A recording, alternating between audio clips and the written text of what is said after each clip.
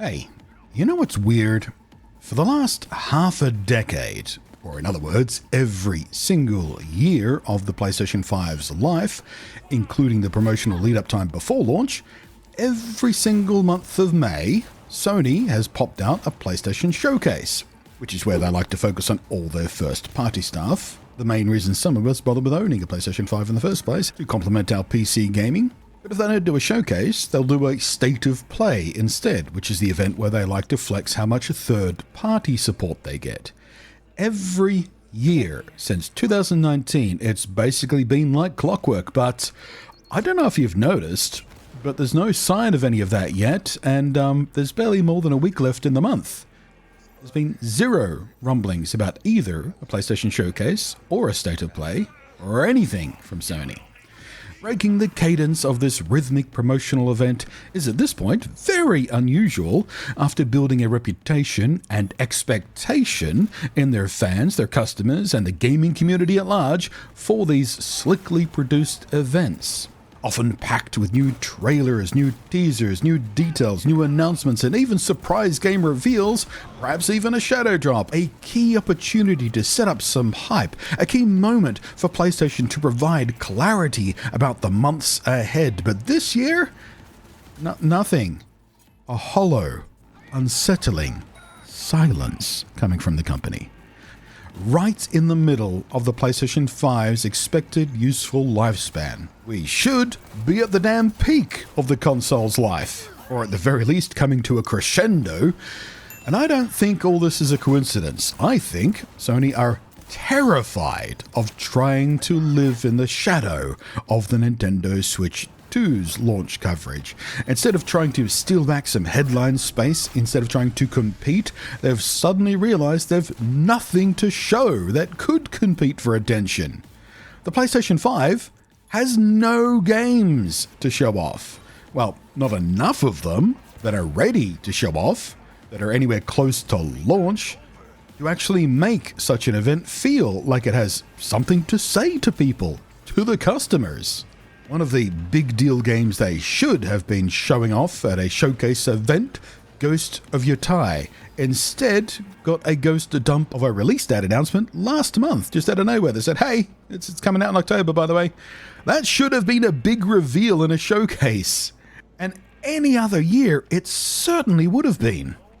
According to Reset Era's Nate Drake, a name those of you might be used to hearing when it comes to being attached to things like leaks and insider information and whatnot, well, they say there are currently no signs at all of a surprise PlayStation Showcase or even a state of play happening this month, saying, I still haven't heard anything about a May event from Sony this year.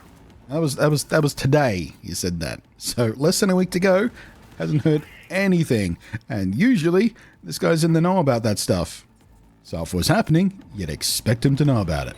So for fans expecting Sony to lay out its vision for the rest of the year, I'm sure this radio silence is not just disappointing, it's alarming. Well, it should be alarming, but you know the most hardcore of Sony ponies, they're kind of notorious for cognitive dissonance and cope.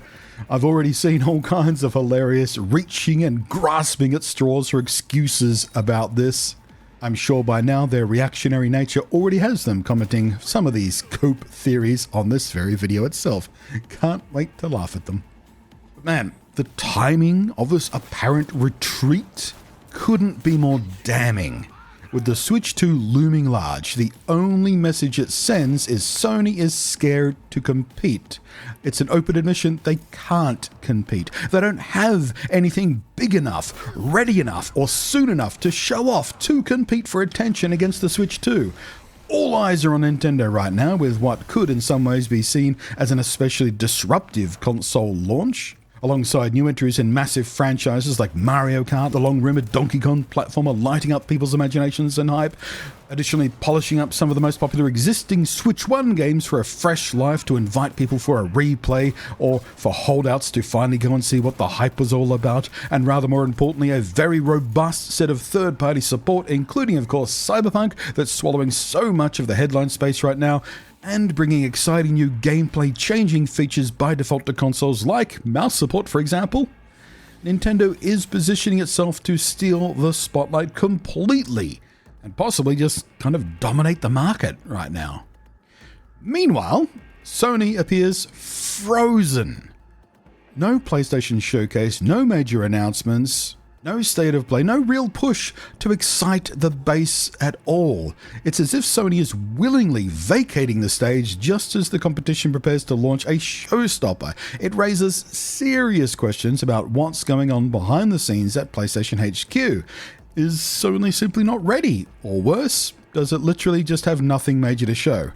I mean, let's look at that. There is Intergalactic, the heretic prophet from one of Sony's best, Naughty Dog, but that's as far away as 2027 according to Neil Druckmann, and there's a chance it skips the PlayStation 5 altogether and waits for the PlayStation 6 instead at that kind of timing, because best guess right now is PlayStation 6 is not till sort of end of 2027, right?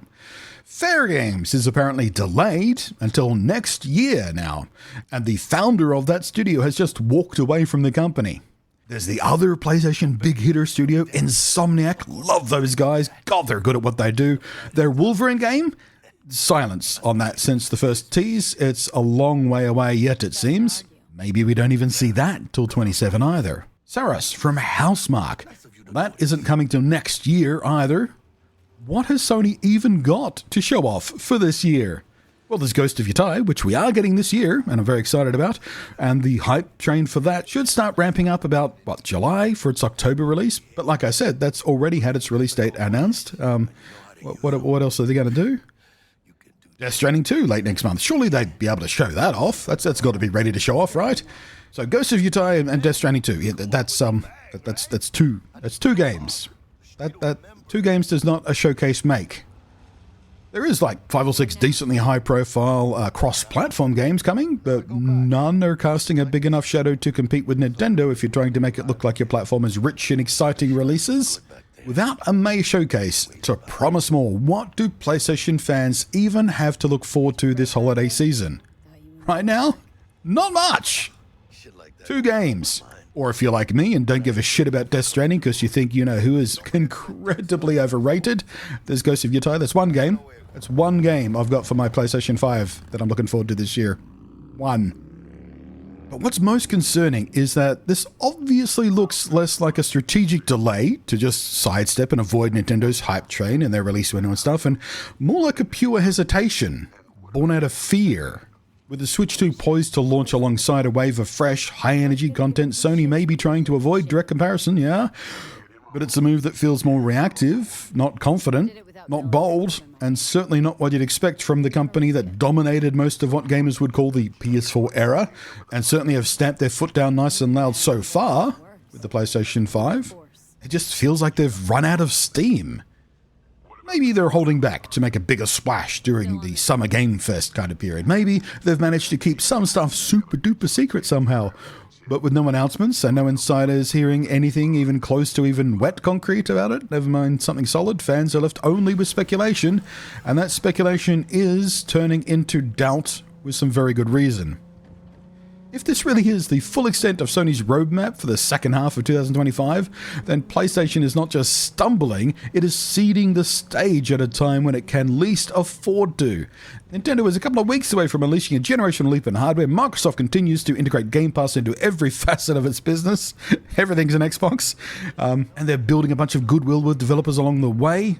Both Avowed and Doom Eternal did extremely well on Game Pass, and both have reported surprisingly strong sales with Microsoft support behind them.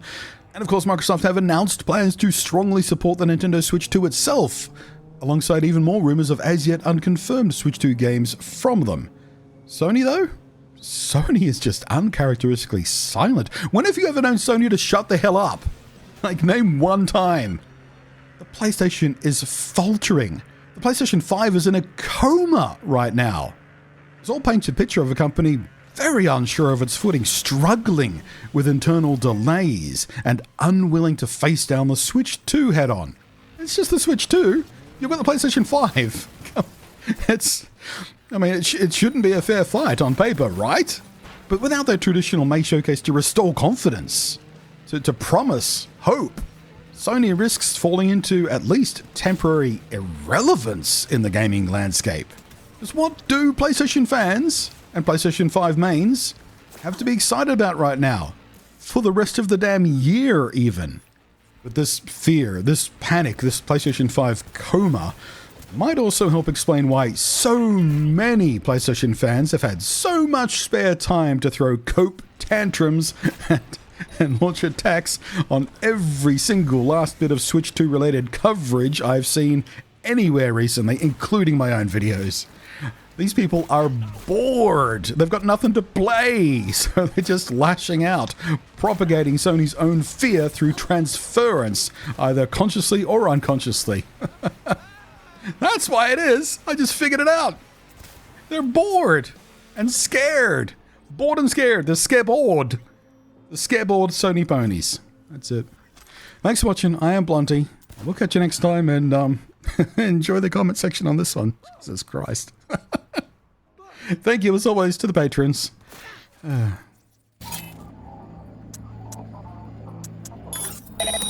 no, no!